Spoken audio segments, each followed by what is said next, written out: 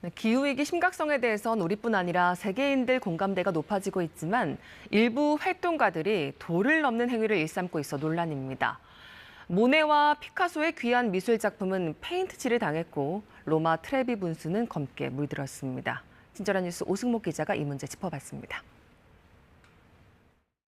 정원에 가득 핀 꽃들, 그리고 나뭇잎들까지 색채 표현이 감각적이죠. 역동성까지 느껴집니다. 가로, 세로 각각 1m가 안 되는 크기인데요. 보시는 이 그림이 프랑스 화가 모네가 123년 전 그린 화가의 지베르니 정원입니다. 파리 오르세 미술관이 소장하고 있는데 지금은 스웨덴 스톡홀름 국립박물관에서 전시하고 있습니다. 그런데 그제였죠. 황당한 일이 벌어졌습니다. 여성 2명이 화가 난 표정으로 그림 앞에 서 있습니다. 그림에는 붉은색 페인트가 묻었습니다. 이들은 스웨덴의 기후 활동가.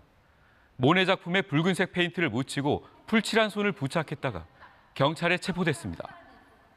Pandemin var ingenting jämfört med klimatkollapsen. Det som kommer kan vi inte ens föreställa oss. Barn och äldre dör först. 우리 건강이 위협받고 있다 소리치며 스웨덴 정부가 탄소 배출을 줄이는 노력을 하지 않고 있다고 주장했습니다. 정말 귀한 미술 작품인데 화나시는 분들도 계실 텐데요. 다행히 그림 액자에는 보호 유리막이 있습니다. 박물관 측은 그래도 훼손된 곳이 있는지 확인은 하고 있고요. 이 기후 활동가들 어느 단체의 소속일까요? 습지 복원이라는 뜻의 현지 기후단체 오테르스텔 보트마르케르입니다.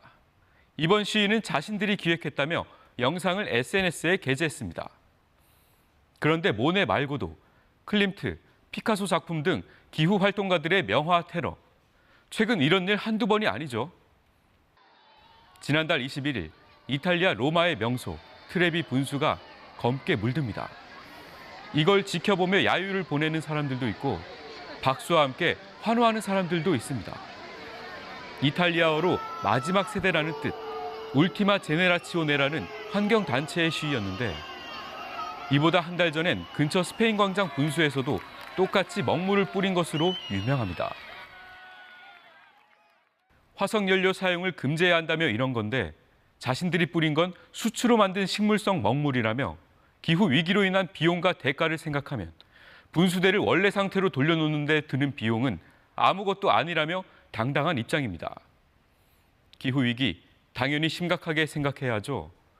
그런데 이 활동가들이 왜 꼭 이런 식으로 시위할 수밖에 없을까요? Wesen, die gestartet hat, die gestört hat und damit natürlich auch negative Emotionen hervorruft, die es aber trotzdem dadurch schaffen, den Diskurs zu beeinflussen. Ich glaube, dafür brauchen wir nicht die Beliebtheit von allen. 그러니까 충격적인 행위로 논란을 일으키면 일단 주목은 받을 거고 그때 자신들의 메시지를 전달할 수 있다는 겁니다. 하지만 이런 방법은 계속 주목받기 위해 점점 더 강한 행위를 해야 한다는 게 문제죠. 극단적인 단체 모두가 갖는 딜레마이기도 합니다.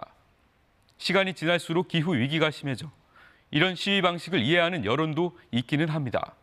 하지만 이렇게 사회 질서까지 해치다 보면 법적인 처벌도 감수해야겠죠. 지난 4월 독일 베를린 법원은 24살 기후 활동가에게 징역 4개월을 선고했습니다. 역시나 전시된 미술품을 훼손하고 도로를 점거했기 때문인데요. 이 활동가는 반성은커녕 앞으로도 같은 방식으로 시위하겠다고 해 재판부가 집행유예를 선고할 수 없고 실형을 선고한 겁니다. 아무리 내세우는 말들이 정당해도 극단적인 방법은 언제나 환영받지 못하겠죠. 오히려 기후위기 문제에 사람들이 등을 돌리게 만들 수 있다는 점도 생각해야겠습니다. KBS 뉴스 오승목입니다.